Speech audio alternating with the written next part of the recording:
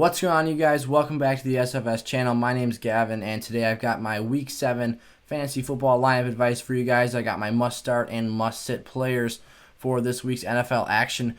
Just before I get started here, I want to say thank you guys so much for all the support you guys gave me on yesterday's video. I had a ton of views, way more than I usually get, and I gained a bunch of subscribers as well. So thank you guys so much for that. Let's keep that success going, and let's continue to grow this fantasy football community that I'm working on building here on YouTube. So before I get started, go down and subscribe to the channel and turn that bell on so you guys are notified every time I come out with a new video. It's painless, it's free, and it takes 2 seconds, and I'd really appreciate it. So without further ado, let's get into the lineup advice. Quick note here before I get started, actually, I did include timestamps in this video, so if you guys are looking to jump around in the video and look at key players on your team, the timestamps are in the description, so you guys are able to do that now as well. I'm going to be blocking this video up into chunks, and the first segment is going to be my must-start running backs list, and the first guy on the list is Ronald Jones of the Tampa Bay Buccaneers that are traveling to Las Vegas to play the Raiders this week. Ronald Jones has been putting up very steady numbers for your fantasy team. He hasn't scored below, I believe, 8.7 half PPR points this season. He's been very good, he's been very consistent, and he's been a very, very good staple in your lineups. So Ronald Jones, again, gets the nod for me to be in your starting lineups this week. I think that Ronald Jones is a guy who, going forward, has legitimate high upside RB2 numbers. I think that backfield is his. I think Leonard Fournette is kind of getting pushed to the wayside, and he might not even be worth rostering here in a couple weeks once they start suiting him up if he's not producing. So Ronald Jones, go start him this week. You guys will have a good time with him. My next guy up on the list is Justin Jackson, the Chargers running back that are taking on the Jags this week. Overall, the Jags are just a bad team. They're not necessarily terrible against the run or the pass, but the Jags in general just let up points, and Justin Jackson's a very talented back. He can do it all. He catches the football really well, and he's a very efficient runner. So I think Justin Jackson is a guy who has really good potential to put up some borderline RB1 numbers this week. Obviously, Austin Eckler is nearing his return from that injury, but in the meantime, Justin Jackson is a guy you can trust in your lineups this week. My next guy up is David Johnson of the Houston Texans that is hosting the Green Bay Packers at home this weekend. I think that David Johnson is a guy who's going to put up some really solid numbers this week against the Packers run stop that has really struggled so far this season. The Packers are very solid against the pass, but they are not so hot on the other end against the run. So I think that David Johnson is a guy who probably has over 100 scrimmage yards this week, and I could see him falling in the end zone a couple times as well. I think David Johnson provides nice volume in the rushing and receiving aspects of the game. Antonio Gibson's another guy I really love starting this week in the RB2 or flex role on your lineups. I think that Washington has one of their best offensive outings of the season this year against the Dallas Cowboys this weekend. So Antonio Gibson is a guy who I see having a really nice ceiling, but also a very safe floor at the same time against this defense that's been so poor to this point in the season. Gibson's going to get involved as a rusher and as a receiver this week, and he's going to see a lot of volume. I think that J.D. McKissic will be sprinkled in there as well, but I think that Gibson will overall take the majority of the touches in both aspects of the game, and he will produce very nice numbers for your lineup. My last must-start running back of the week is Miles Sanders' backup, Boston Scott, who will be filling in for the star running back due to a knee injury that's going to hold him out on Thursday Night Football this week. I think that Boston Scott is a safe floor play. I don't necessarily see him having a huge afternoon against the Giants, although last season when he filled in for Miles Sanders, he did play the Giants and he had a 3-touchdown performance. So maybe some incentive there to play Boston Scott in your lineups. Overall, the Giants have just been a bad team this year, so I think that Boston Scott has a nice matchup here. He doesn't necessarily have a really nice matchup against a weak run defense, but I think that the Giants overall are just going to give up some yards and some points to the Eagles, so I think that Boston Scott has a chance to score this week as well as have some nice yardage totals. This next segment is my must-start wide receivers list, and my first guy on the board is Terry McLaurin. Same deal as Antonio Gibson. He's playing the Dallas defense on Sunday for the Washington football team, and obviously Dallas' secondary has been atrocious this year. They haven't been able to guard anybody. I mean, Christian Kirk, who was having a somewhat lackluster fantasy performance. I think a lot of analysts projected him to have a really nice season alongside DeAndre Hopkins. He caught 2 balls for 86 yards and 2 touchdowns against them. So for a guy who is having an underwhelming fantasy performance this season, you put a guy like Terry McLaurin against that defense, and they're going to have elite numbers. Terry McLaurin has been a stud this season, and he's going to have another great afternoon against Dallas. Lots of nice NFC East matchups this week, and Darius Slayton is another one of those guys. The Eagles are taking on the Giants this week. And Darius Slayton's a guy who is a burner deep down the field. He's a very dangerous deep weapon. And the Eagles roster as a whole is very banged up and injury decimated. So I think that Darius Slayton is a guy who has high upside. I think that Daniel Jones is probably going to hit him on a big deep route at least at some point in this game. And Darius Slayton will ultimately provide some nice starting level play for your lineups this week. At the very least, I see him being a lower level wide receiver 2 producer this week. And on the better end of things, I could see him getting in the end zone a couple times and having a few nice long grabs as well. So Darius Slayton is another guy I'd pencil in the starting lineup this week if you have any questionable plays at wide receiver, or if you're just looking for a guy that has some nice upside this week as well. This guy is approaching borderline must-start territory for all teams regardless of matchup, and that's Chase Claypool, the Steelers rookie wide receiver. The guy is amazing. His size combined with his speed is very lethal, and he's shown the ability to make plays and get in the end zone multiple weeks in a row now, all season long, as a matter of fact. He had a game, I believe, where he had one catch, and it was like a 75-yard, 80-yard touchdown.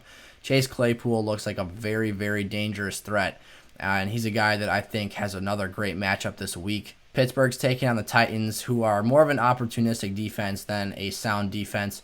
Malcolm Butler is more of a guy who's going to come away with interceptions and timely picks, but he's a guy who gets burned deep a lot. He gets beat down the field, so I think Chase Claypool has a very, very carved-out role on this team now, and he's got a nice matchup against a weaker secondary against the deep ball. Tyler Boyd's another guy I really like this week against the Browns. Cleveland's let up a lot of points this season despite having Denzel Ward and Greedy Williams back there in the secondary. The group still let up a lot of passing yards. I think Joe Burrow torched this team the last time they played. I think it was 30-plus points on each end for both teams. So I think Tyler Boyd has another productive afternoon, and he continues on that pace as a very safe wide receiver, too, who has some really nice upside as well against weaker opponents on defense. So Tyler Boyd, start him again this week. He's looking like a really nice fancy piece this year. Christian Kirk here, a guy who I just talked about not too long ago. I think that, or at least I'm hoping, that last week was kind of a breakout game that'll set off a chain of events for him here and get him more involved in that Cardinals offense. I think that he's got a lot of potential in that offense. He just has to get more looks and capitalize on opportunities. But Christian Kirk's got the Seattle Seahawks this week. DeAndre Hopkins is obviously going to eat, but I'm not going to waste your guys' time by talking about a guy who is going to start for all of your lineups regardless if he has a good matchup or not. So Christian Kirk, though, on the other side of the field, as DeAndre Hopkins has a really, really nice performance in line here that he could capitalize on. Seattle lets up big plays down the field. They let up a lot of yards to wide receivers. And I think that Christian Kirk could have another big afternoon in store. Kenny Golladay against the Falcons is another guy I really like. You can throw Marvin Jones in the mix here as well, but he's been very underwhelming this season. Very disappointing. A guy who I was really high on this season, actually, as a sleeper play. That was a guy who you didn't necessarily need to invest a lot of draft capital into, but could return those same results in numbers as guys you were picking a lot earlier in the draft. But Kenny Galladay's got a really nice matchup against the Falcons here. Obviously, Atlanta's defense is really bad. They actually went nuts on Kirk Cousins last week, but don't expect the same from them again this week. That group's not very good. They're very injured and banged up. So Kenny Golladay is a must-start for me this week. He's probably going to put up low-end wide receiver 1 numbers. And then I'm just going to talk about both of these guys right here, kind of a 2-for-1. Start both of the Panthers wide receivers, DJ Moore and Robby Anderson. The Panthers are playing the Saints, who are very stout against the run, but the Saints have actually let up a lot of deep balls over the top this season, and that's what both Moore and Anderson excel at in the Panthers offense. At times, Marshawn Lattimore and company can kind of lock down opposing offenses, but this season, they've let up a lot of passes over the top, and I think that these are 2 wide receivers for an in-division matchup. I think that are primed for big afternoons, despite on paper having a somewhat stingy matchup. I think that Moore and Anderson both go over 75 yards and have between 6 and 8 catches this week. Into my must-start quarterbacks now for the week. I'm predicting a bounce-back game for Aaron Rodgers, who really, really struggled and had a terrible performance against the Bucs last week. A lot of you guys are probably getting worried about him or freaked out if you started Aaron Rodgers, and rightfully so. 2.5 points just doesn't cut it, especially for a guy who looked elite at the beginning of the season. But the Houston Texans secondary is terrible. They are not anything to be concerned about. Aaron Rodgers, I'm predicting 3 to 4 touchdowns and over 300 yards. he's going to have a big day on Sunday. This one's very simple. If you guys are looking for a stream option at quarterback in your leagues, Matt Stafford is your guy to go to. He's playing the Falcons this week that have a terrible defense, 32nd ranked pass coverage in the NFL this season. Matt Stafford is going to have a nice afternoon, probably 300 yards and 3 touchdowns as well on the day for Matt Stafford. And then Ben Roethlisberger, this kind of goes along with the fact that I was talking about Tennessee gives up big plays over the top to wideouts. Big Ben Roethlisberger is probably going to have a really nice afternoon as well against Tennessee. He kind of struggled last week against the Eagles, but this week I see Big Ben having a really, really nice fantasy performance.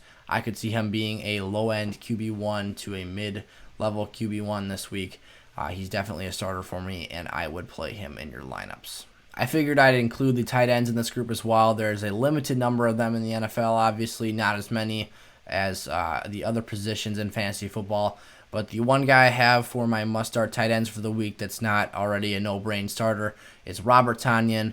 He's kind of been on the rise the last couple weeks, and it looked like he was off to another big day against the Bucs. He was getting targeted, but once the Packers fell behind, that entire game plan fell apart. This week against Houston, I see Tonyan having another nice game. I could see him having maybe a stat line of 6 for 60 or something around that range. So Robert Tonyan's a guy that I would feel comfortable starting in my lineups this week at tight end. Time for my sit-em players. Damien Harris is a running back who I am staying away from in fantasy this week. He's got a tough matchup against the San Francisco 49ers, who have been stout against the run all year, along with the fact that it's a committee in New England's backfield. I don't want anything to do with Harris this week in fantasy. I think the time for Clyde Edwards-Helaire's hype train has run out. Obviously, the Le'Veon Bell signing made a huge dent on his fantasy value, and this week he's got the number 1 ranked rushing defense of the Denver Broncos coming to town. So I think that Clyde Edwards is a guy who I'm trying to get off of. I've talked about him in my sell high videos the last couple of weeks. I think that Clyde Edwards is a guy who starts to struggle in fantasy this season, and I think he's probably a guy who you want to move off of going forward. But Clyde Edwards-Helaire, I'm not starting him this week. I've got other options that I think are better streamers than Clyde, just because Bell might start to get sprinkled in there, as well as Denver's got that lethal run stop. So stay away from Clyde if you're able to in your leagues this week. Devonta Freeman versus Philadelphia. Philly's got a really nice front seven. They've got Malik Jackson and Fletcher Cox up front, Brandon Graham. They've got some names up front, so I don't really want to start Freeman this week. I'm already skeptical because the Giants' offense is the Giants' offense, and it's hard to start players in fantasy from that team just because the Giants' offense doesn't often produce in real life or in fantasy. But against the Philadelphia Eagles this week, I'm especially skeptical for Freeman. I'm going to stay away from him in leagues this week. He was already a low-end RB2 to a flex player, so Freeman is a guy that I would stay off of in Week 7. This one might come as a bit of a shocker to you guys, but Mike Davis is a guy who's been phenomenal in his time filling in for Christian McCaffrey, and I'm actually going to tell you guys to sit Mike Davis this week. I know that the time is running out for Mike Davis to be a viable fantasy option. That's why I've been telling you guys to sell high on him in my trade advice videos, but Mike Davis is a guy who is going up against the Saints front seven this week, and they haven't allowed a 100-yard rusher, and I think it's like 2.5 or 3 seasons. The Saints are excellent up front. They do not let you run the football. They make you throw the ball, and they shut down your run game. So Mike Davis is a guy who had a rough outing against Chicago last week, but got saved by a touchdown. I think that this week against the Saints, you are praying that he scores another touchdown, and that saves his fantasy value, or you're hoping that he breaks off a huge run or catch. So Mike Davis overall, though, is not a safe fantasy option this week. It's not that he can't produce, but it's unlikely that he'll give you the numbers you're hoping for.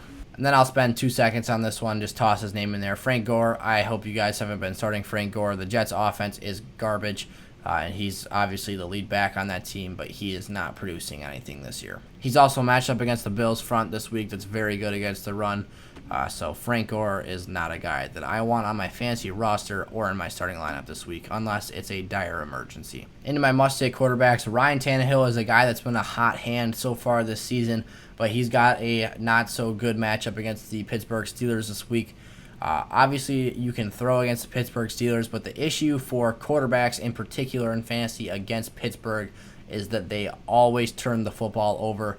Pittsburgh finds a way to get you, whether it's a strip sack from TJ Watt and Bud Dupree, or one of those sneaky little secondary players like Minka Fitzpatrick coming in and making a huge takeaway, the Steelers will find a way to get the football from you. And ultimately, those turnovers can be really costly in fantasy. They can cost you your games if you have too many of them. I mean, if you throw 3 picks or 2 picks and have a fumble, you're down 6 points. So Ryan Tannehill is a guy I'm staying away from this week if I can. I understand that he's been elite so far this season. So if you can't bring it upon yourself to sit him, I can't blame you.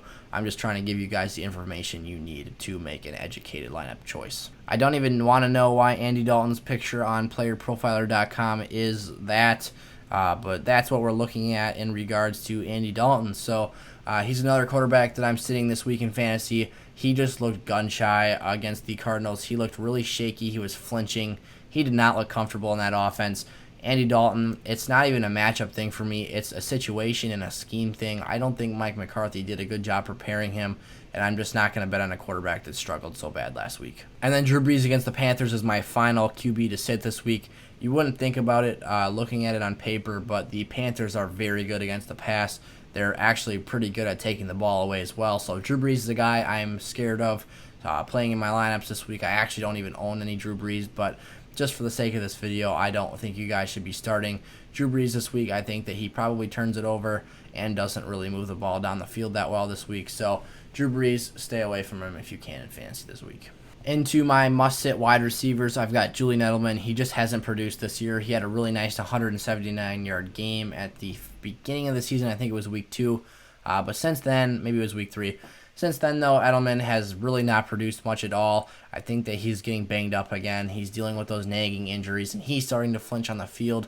It's not looking good for Edelman this year. He's a valuable player to have on your team just because of the potential he has to catch a bunch of balls in a game and get in the end zone, especially with Cam Newton as his quarterback. But Julian Edelman got a tough matchup against San Fran this week, which is a defense that is trending up after all those injuries.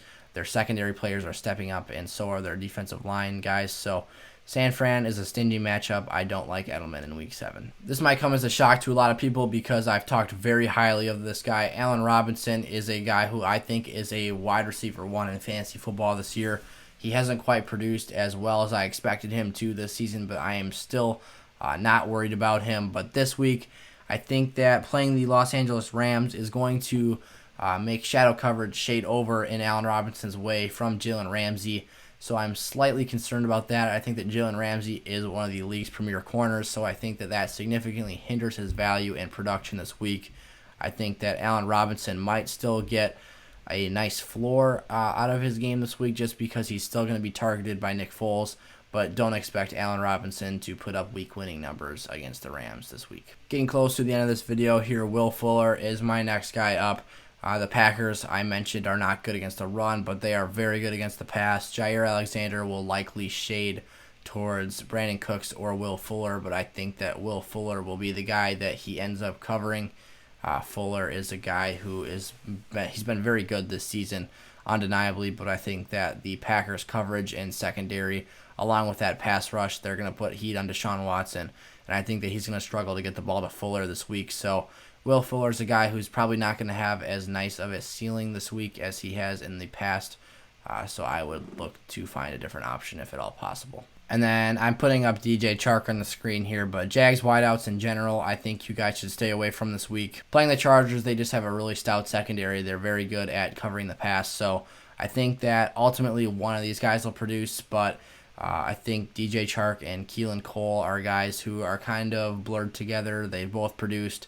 Laviska Shenault has as well. I think that between the three of them, it's hard to pick a guy who is going to be the one who ends up producing because Gardner Minshew has to throw the ball to somebody, but I think it's a bit of a gamble to pick who that's going to be. And against such a good secondary, I think that it's a decision you don't want to make. I would look for someone else in your lineup this week. And then my only tight end to sit this week is a shocker, probably to most people, George Kittle. You would never think you would hear anyone say this, but George Kittle, I think, is going to get the worst end of the stick in fantasy this week. He's playing the New England Patriots, and Bill Belichick's favorite thing to do as a defensive coordinator and schematic head coach is to take away the opposing offense's number one and favorite option to go to. They take away their safety net, and they take away what their offense's identity is. And really what that is running the football in George Kittle. expect George Kittle to see some sort of bracket coverage, whether they throw some weird look at him with a cornerback or some sort of a matchup where they throw a linebacker at him too. There's going to be some obstacle put in George Kittle's way to make things a lot more difficult than they normally are for him. Bill Belichick's going to find a way to disrupt what the 49ers want to do offensively, and ultimately it's going to bring down George Kittle's fantasy value this week. So obviously it's going to be hard to find a guy that you could really feel faithful starting over George Kittle. But if you guys can do so, I think it will pay off for you this week. George Kittle, any other week, is 100% of the time a must-start tight end. But I think this week against the Pats, there might be some exceptions. That will conclude my Week 7 NFL Fantasy Football lineup advice with my must-start and must-sit players. Thank you guys so much for watching, and make sure to like, comment, and subscribe to the channel to support the SFS brand, and turn that bell on so you guys are notified whenever I come out with a new episode. I really appreciate your guys' support, and I cannot wait to see you guys in a future episode. Peace out.